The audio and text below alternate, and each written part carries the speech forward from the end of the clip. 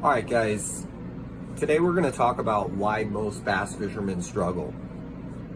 Now, a lot of times, you might be on the water, you've been on the water, and, you've talked to a lot of anglers, and a bunch of them are just kind of not having a great day. They're stumped, and they're just not doing anything that's working very well.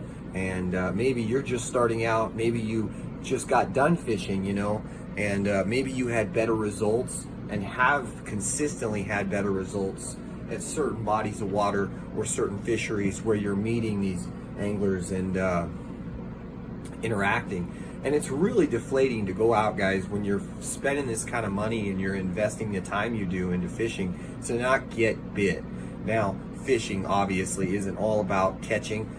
There is a therapeutic element to it and ability to kind of connect with nature at a very basic level. At the same time, catching fish is always fun. I used to hear people say catching fish is a bonus.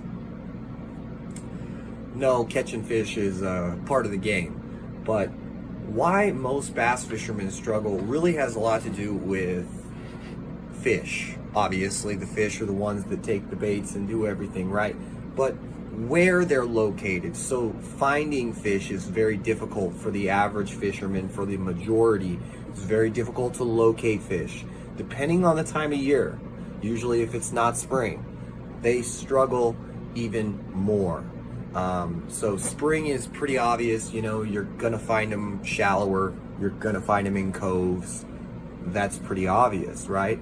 But the thing is, a lot of these other seasons and these transitions between the seasons are much more difficult to pinpoint, the way they want it, why, all these different factors. So we're going to get into the most important reason that most people have a hard time catching bass in the first place is they have a hard time locating bass. And that's from a lack of understanding the natural movements a bass will make throughout the entire year.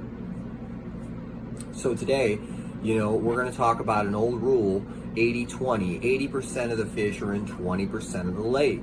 This is a saying, it's kind of like a standard rule that's been around forever. I've been, listening to old guys tell me about it, and it's been just passed on and on. So all these fish are concentrated, and for the most part, this applies to throughout the entire year. For the majority of that year, they're going to be stacked up.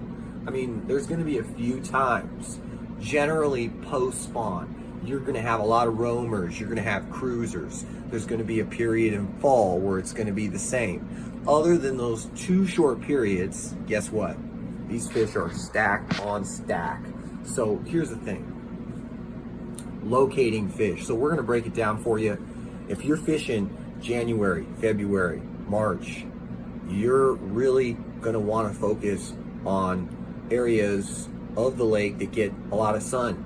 You're going to want to focus on fishing slow, very slow moving, methodical baits, jig and a pig, a swim bait, a crawler is obviously fine, a night crawler, any kind of creature baits. And a lot of things will work. Fish it slow, it'll work better. Generally, as March comes and goes, you will see a turn. You will start to notice there's fish hitting, you'll start to have fish start to hit your baits on the drop initially. Now, this just is a sign, and it means that the fish are getting more active. So because they're more active, that's when you can start fishing a little faster. That's when you can start trying some other things. But,